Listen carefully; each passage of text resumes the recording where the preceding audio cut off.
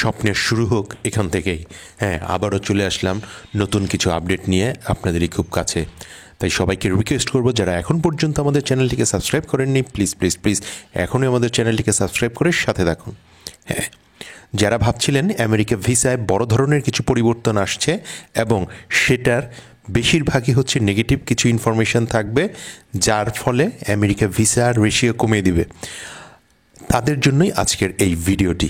হ্যাঁ, America visa ratio কমাবে এবং কোন ধরনের ভিসা রেশিওগুলোকে কমাবে এবং কোন ভিসাগুলোকে তারা খুব দ্রুত প্রসেস করবে, সেটি নিয়ে বিস্তারিত থাকছে আজকের এই ভিডিওতে। যারা ওয়ার্ক পারমিটের জন্য অ্যাপ্লাই করছেন, অর্থাৎ EB3 ভিসা, এটি হচ্ছে এমন একটি ভিসা প্রসেস যে ভিসা প্রসেসে হচ্ছে আমেরিকার বাইরে থেকে কিছু কর্মী হায়ার করা হয় এবং সে দেশে বিভিন্ন ধরনের ম্যাকডোনাল্ড বা এরকম ধরনের কিছু যে রেস্টুরেন্টগুলো রয়েছে বা সুপার শপগুলো রয়েছে, সেখানে তারা পোস্টিংগুলো দেয়। অর্থাৎ তাদের নিজের দেশে যখন কিছু লোকজন খুঁজে না পায়, বাইরে থেকে যে কর্মীগুলোকে EB3 ভিসার মাধ্যমে তারা সে দেশে হায়ার করে নিয়ে যায়, সেই ভিসার কিন্তু রেশিও এবং প্রসেসিং টাইম খুব কম থাকবে।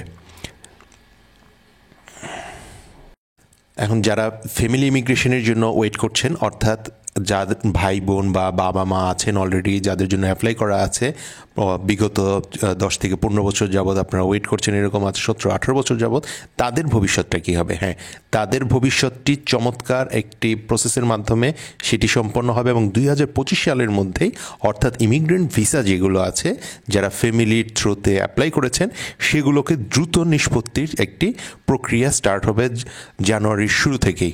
অর্থাৎ যারা ভাবছিলেন যে ফ্যামিলির থ্রুতে গ্রিন কার্ড বা ইমিগ্রেন্ট ভিসার জন্য অ্যাপ্লাই করেছেন, তাদের কি হবে নতুন সরকার আসলে, তাদের অবশ্যই সুখবর আসতে চলেছে 2025 সালে।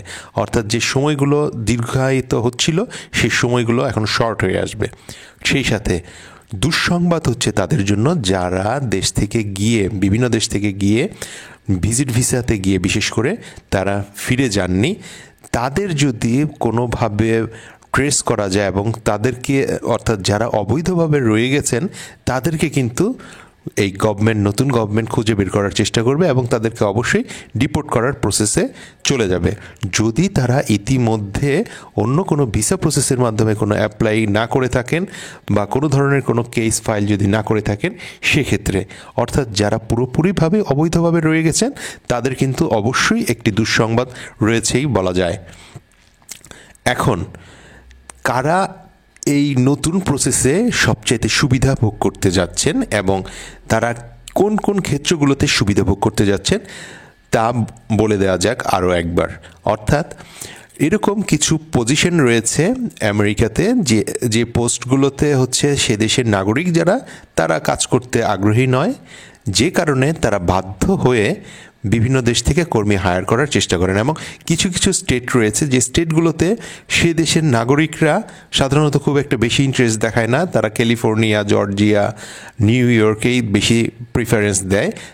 কিন্তু আদার যে স্টেটগুলো রয়েছে, সেই স্টেটগুলোকে তো অবশ্যই সাস্টেনেবল একটি পজিশনে রাখতে হবে, সেই দেশের সেই স্টেটগুলোর ইকোনমিকেও ঠিক রাখতে হবে। এর জন্য তারা প্রতিনিয়ত, অর্থাৎ যে কোম্পানিগুলো রয়েছে, তারা তাদের বিজনেসকে রান করার জন্য নিজ দেশে কর্মী না পেয়ে তারা বাইরে থেকে হায়ার করার জন্য একটি প্রসেস চালায়, যেটিকে বলা হয় EB3 ভিসা প্রসেস, যেখানে হচ্ছে কুক থেকে শুরু করে cook, chef, restaurant supervisor, restaurant manager, এরকম ধরনের বিভিন্ন পজিশনগুলোতে তারা কর্মী হায়ার করে থাকে বাইরে থেকে।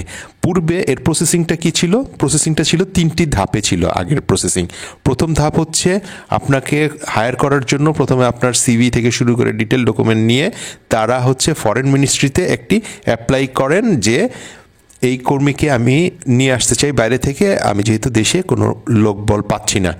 এর জন্য একটা অ্যাপ্রুভাল নিতে হয়। এই অ্যাপ্রুভাল পেতে পূর্বে সময় লাগতো 17-18 মাস পর্যন্ত, কিন্তু বর্তমান সময়ে তারা অ্যানাউন্স করেছে যেহেতু এটি একটি ইমার্জেন্সি প্রসেসের মাধ্যমে যেতে হয় এবং বাইরে থেকে কর্মী হায়ার করতে হয় একটি বিজনেসকে টিকিয়ে রাখার জন্য এবং তাদের ইকোনমিকে ঠিক রাখার জন্য, এর জন্য এর প্রসেসিং টাইম হবে সর্বোচ্চ 4 থেকে 5 মাসের মধ্যে তারা চেষ্টা করবে। অর্থাৎ এখানে আপনার সময় কমে যাচ্ছে 16 মাস থেকে 4 থেকে 5 মাসে, অর্থাৎ 1 বছর টাইম সেভ।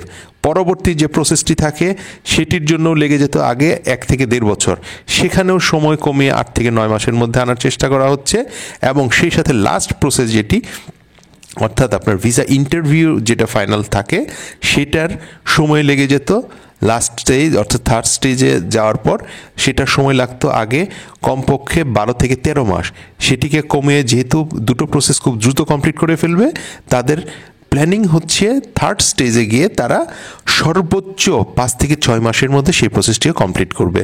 অর্থাৎ সব মিলিয়ে 2 বছরের মধ্যে এই প্রক্রিয়াকে তারা যেভাবেই পারুক না কেন চেষ্টা করবে সেটেল ডাউন করার জন্য। এবং বড় সুখবর যেটি, সেটি হচ্ছে এই ওয়ার্ক পারমিট ভিসার একটি থ্রেশহোল্ড টাইম তারা সেট করে দেবে। অর্থাৎ পুরো প্রক্রিয়াটি 3টি স্টেপে শেষ করার জন্য সর্বোচ্চ 9 থেকে 10 মাসের মধ্যে যেন শেষ করা যায়, তার একটি পলিসি তারা সিনেটে পাস করার জন্য অলরেডি প্রিপারেশনে রেখেছে। অর্থাৎ যারা ওয়ার্ক পারমিটের জন্য ট্রাই করতে চান তাদের জন্য দুর্দান্ত একটি সুখবর আসতে চলেছে 2025 সাল। তাই আমি রিকোয়েস্ট করব, যারা আমেরিকার ভিসা প্রসেস করতে চাচ্ছেন তারা অবশ্যই ওয়ার্ক পারমিটটিকে প্রিফারেন্স দিতে পারেন, ভিজিট ভিসাকে দিতে পারেন, তবে অবশ্যই সেটিকে বৈধভাবে চিন্তাভাবনা করেই প্রসেস করার জন্য আগাবেন বলে আমি আশা করব। তো আজকের ভিডিওটি এই পর্যন্তই। সবাই সুন্দর এবং সুস্থ থাকবেন। দেখা হচ্ছে আবার নতুন কোনো ভিডিও নিয়ে খুব শীঘ্রই। ধন্যবাদ সবাইকে।